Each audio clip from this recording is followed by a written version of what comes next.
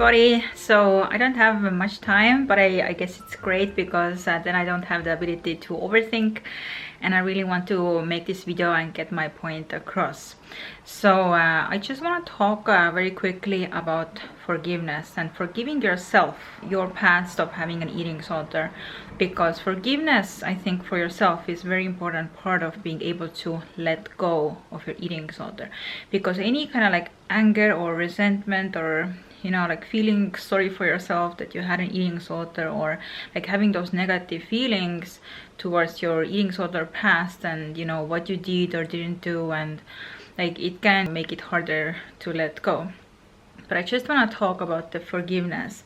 And I really like what actually I heard from Byron Katie. And I don't know if you know Byron Katie, but yeah, like you can check her out. Like she has some amazing books and everything, and kind of like how to let go of the negative feelings associated with other people or our past experiences, to let go of the bad feelings.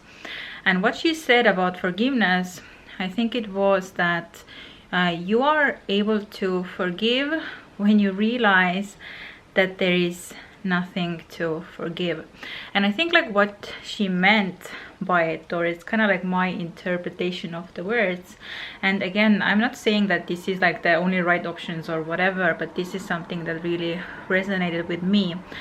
For example, like if I think about my own past of eating disorder, and I believe like how I was able to forgive myself and not constantly live in the past thinking that, oh, like I wish I would have recovered quicker, and I can't believe I like kept on having eating disorder for all those years, and what a waste of time, and I should have done this, and shoulda, coulda, woulda. Like what really helped me was to put myself in the shoes of where I was back then, knowing what I knew then with the information I had, the misinformation, the lack of information I had, and knowing that, yeah, like I really wanted to recover, but obviously I didn't have the right information, or I wasn't ready, or whatever. Then like there is nothing to feel sorry about, because I understand the position I was in, and I can't blame myself for the situation I was, having the limited knowledge or limited information about recovery that I only learned later. I can't be angry of myself of not knowing something I learned later. Everybody is very smart after stuff. Like after something has happened and you can look back, it's very easy to say like, oh, like you could have done this differently, I can't believe you didn't saw this answer, and like it's so easy to later look back and see like everything you could have done differently.